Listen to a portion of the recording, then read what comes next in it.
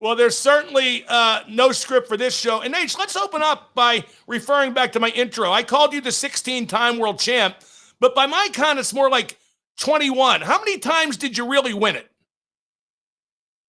21 times. Okay, so Wikipedia is correct for a change. And I want to talk about one phantom title change in particular to open the show, because in 1982, you went to the Dominican Republic to wrestle their local hero, Jack Veneno.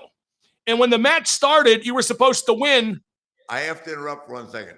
I went there without a passport because Carlos Colon gave the pilot of the plane, Eastern Airlines, $200 to the gate agent to walk me in. I didn't realize I didn't have a passport and didn't realize I needed one. They got me in, and the next day I couldn't get out. So, well, how'd you get out then? How long did it take you?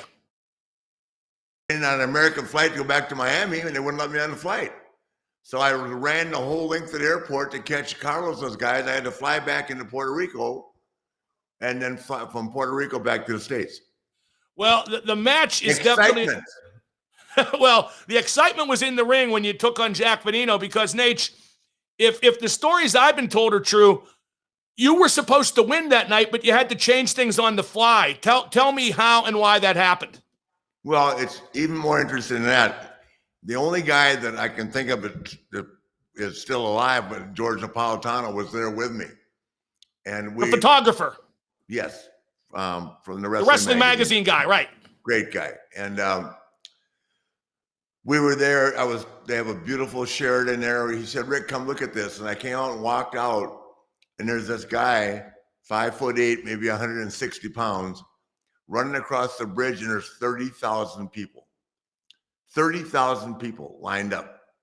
I mean, these are the figures I'm getting from the news and all that. The whole town turned out to see him training, his last moment of training before he wrestled me for the world title. So we get to the building. They've already tipped over the taxi cab once. They've sold 20,000 tickets to a 10,000 seat venue. You tell me. It was a nightmare. Well, then you get in the ring, and the fans got a little too close, didn't they? And there were soldiers with guns. Talk about what transpired, because it must have been one of your craziest matches ever. It was, for sure, because I don't think I'm not saying he couldn't have done, but it's pretty hard to wrestle an hour with someone when you don't speak the same language, not even close. And I never got to talk to him before the match.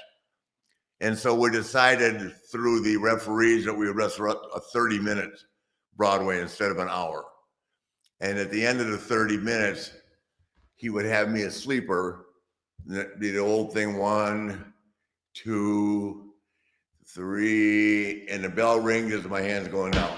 Well, they thought he won, and I wish he had won. Because when they raised my hand, we were playing hot potato with the belt. The referee gave it to me. I threw it to Veneno. Veneno threw it back to the referee. And they literally beat the living crap out of me, getting back to the rest of them. I can't tell you how many punches I got punched. And not only that, the military run state to this day, I think.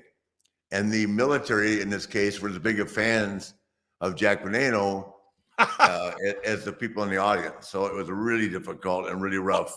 Well, right, you had soldiers with guns at ringside, correct? Yes, absolutely. Pointed at me. And they gave Jack the title, if memory serves. That's the way the finish played out. And he went on TV and gave it back because, quote unquote, he couldn't travel to defend the title because he didn't want to leave his beloved Dominican. No, that's not true.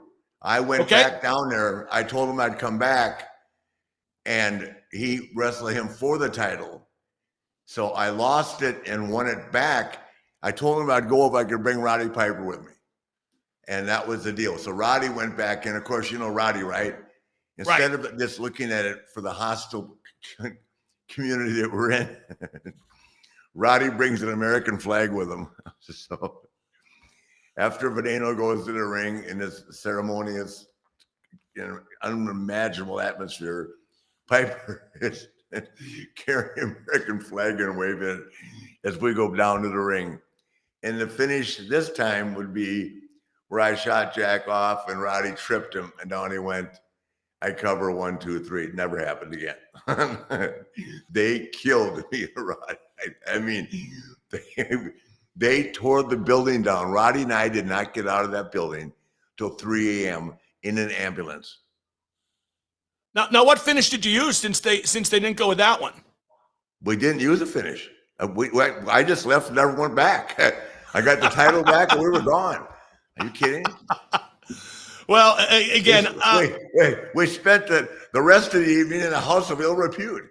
Well, and I don't know if you want to say this, Rick, but they had an unconventional way of paying Roddy on that trip, didn't they? They did. Well, I wrote my book. They gave me $5,000. They gave him a spittoon of cocaine and $500. He was happy. I bet he was. I bet he was happy. You guys were both happy in the house of ill repute as well. So, well, I don't know what else to tell you. When you think it might be your last time and never going to get out of a country, because we weren't assured of getting out of the country. We just thought we'd have one good night together left. Well, we're still going to go with 16 time because that's that's what the script says. I hate to use that word, but that's what you've always been billed at. Now, Rick, one conversation I want to have today, and this is going to get some headlines. Well, that brings to mind the next discussion. There are only 3 touring NWA world champions still living, you and the Funk Brothers, Terry and Dory Jr., and that is really an exclusive club, isn't it? Yes, it really is. And it gives me that do all the time when I see him. And I got the expression of Kevin Nash. He gets it. It was the greatest life in the world. But if I look back on it and the way we traveled and what we did, I mean, using Terry as a bit. I was with Tam in Japan with Terry when he was a champion. Of course, I used to bug Terry. Well, think I'm a champion. Anyway, somehow he scalded himself in one of those saunas, which you have to be careful in, right? He wrestled for an hour.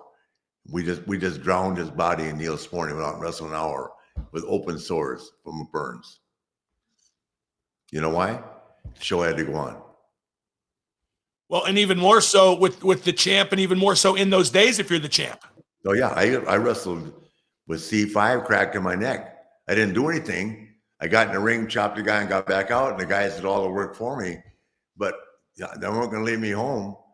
If you're on the marquee, you go to work. I mean, and that's, obviously the guys protect each other and try to, but, a normal person would not put themselves through what we do on an everyday basis. That's why when I hear someone's got a hamstring that's making $40 million a year, it absolutely kills me that they can't play, or they got a toenail. Excuse me, my toe hurts. $30 million a year. I can't play basketball tonight. God. Well, one of my favorite trips I ever took with you when you were on your retirement loop with WWE. And remember the old Pittsburgh loop would be you'd fly into Pittsburgh and you would work Johnstown and Wheeling and Erie. And I drove with you and Hunter. I took a few days off work and drove with you and Hunter. And that was very handy because Hunter doesn't drink, so we just made him drive all the time.